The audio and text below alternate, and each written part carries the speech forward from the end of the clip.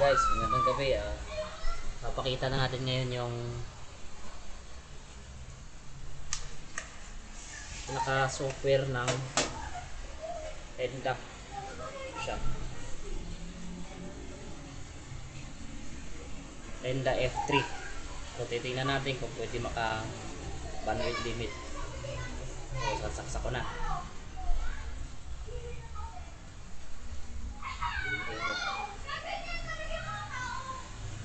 So power,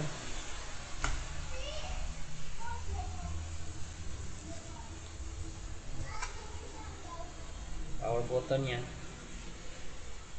ito. So sasaksak natin. Tapos kumuha ka sa tatlo na LAN port para ilagay sa computer.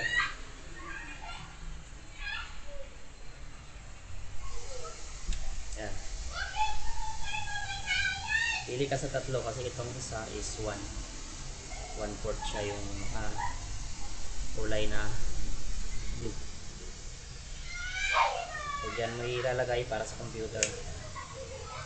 Ayan, nakalagay na.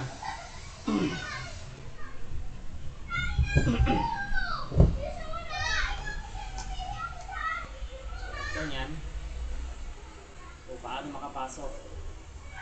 Punta kayo ngayon sa run. Type nyo CMD command prompt. Then type nyo is ipconfig. Nakikita nyo ngayon yung default gateway nya. So after nyan, nakita nyo itong default gateway. Ito yung pinaka gateway nya. Napapasukin yung pinaka ng router IP. So open nyo ngayon itong browser nyo. Type nyo ngayon 192.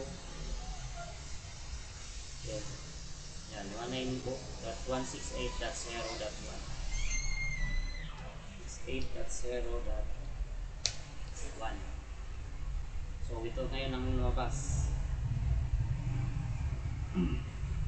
At naka-default siya sa PDDoE. Kung gagawin mo, kung router mode ka naman at saka dynamic lang, ito then pwede mo na ngayon lagyan ng wifi name, sample, password mo 456, then okay mo na. Wait, dapat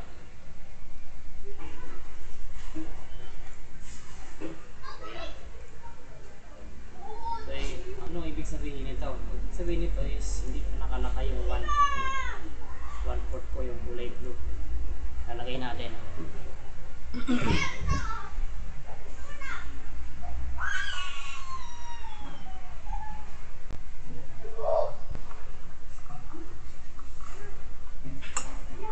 So yan. Ilagay ko na ngayon. Tignan natin pa-detect ng router. So yun. Automatic siya. Detect na agad na nakalagay na yung 1 port niya. So ito na yung pinakalaman niya. Yan. So ito yung IP ko. So automatic, dynamic lang siya. Ito nakikita kung ilang device ang naka-online, yung download speed at saka upload speed.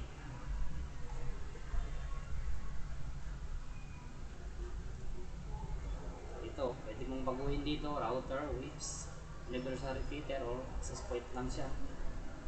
Yan, pwede dyan. Repeater. I-scan ngayon ng access point yan. Pwede niyang ipag-repeat yung signal. So yan, mga available sa area ko. Ang dami na talaga, sobra. Router lang, static o semi-static, pwede.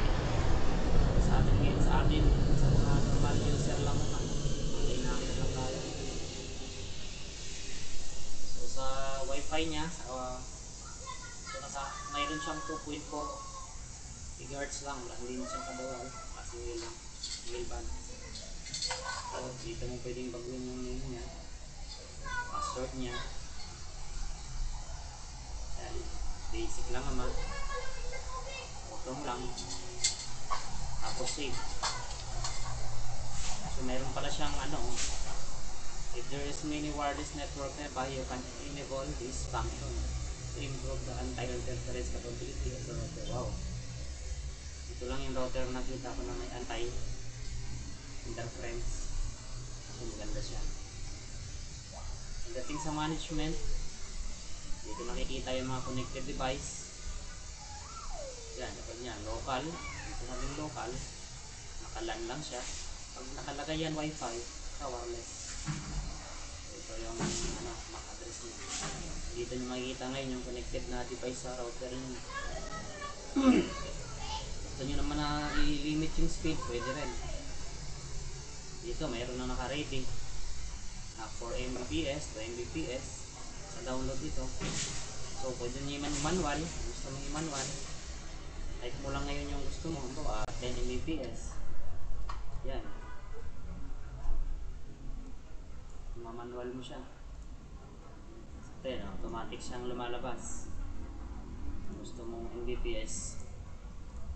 So yan, after nyan, save mo lang. Gusto mo rin i-block yung ano, pwede device hindi maka-access sa network, dito rin ang gagawin. So dito siya.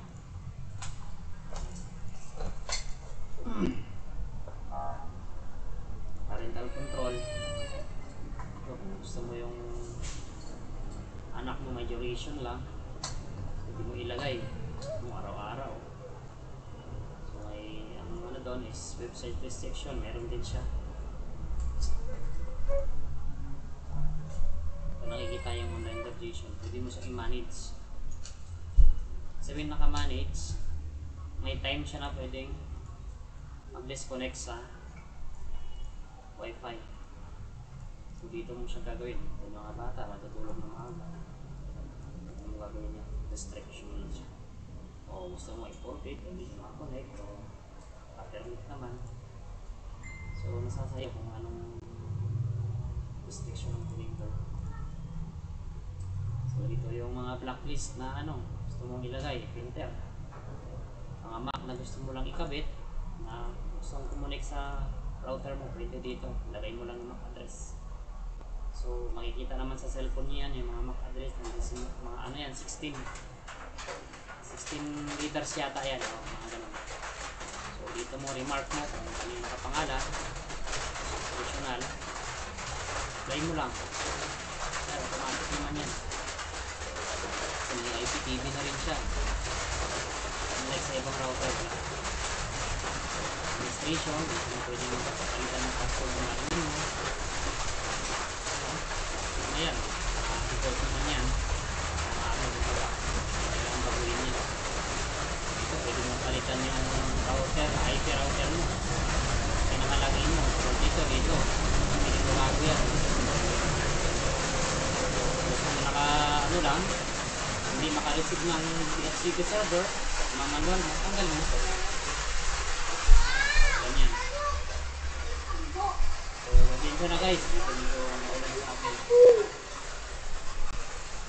Dito yung baguhin. Dito sa area ka. Tayo sa Pilipinas. Dito tayo sa CASPG. IP. Preferred. Automatic yung automatic. Kung gusto mo na automatic reboot, 3 AM. Type na 3 AM. Kasi naka-military clearance sa time siya. Ganito, plus 11. 11, alas 10. So, gusto mo i-delay pa. Delay reporting router din, exchange, data, device, screen, ISP. Ibig sabihin nito, hindi siya agad-agad magsasadown sa ginagamit ko siya. So, hindi agad-agad. Once na may higher speed siya na 3 kilobytes per second, i-delete na siya. So, hindi mo siya automatic mag-delete. So, gusto niya i-upgrade yung firmware, andito na rin. So, once na download nyo, i-upgrade nyo ngayon, hanapin nyo ngayon, andito ganun. Hindi nyo siyang hindi nyo rin agad. Back up, tapos restore. So yan lang guys, magandang feature ko itong router na. Kasi isa sa naano ko dito is yung anti-interference. Wala ito sa ibang router. So hindi na kayo lugi sa 600. Automatic na rin siya na once na detect niya yung internet, yung sa 1, automatic na rin siya maglalagay ng IP niya. Hindi mo na kailangan. Mga PPTOE naman, so adjust lang kayo dito. Gusto nyo. Static. Pwede siyang whips, pwede siyang repeater, pwede siyang access point. Thank you. Abangan nyo ang susunod na ano natin, mga router na mga vlog natin ng mga router. Anong gamit niyo. Follow lang kayo sa video ko. May natutunan kayo kahit kung tips natin. Salamat!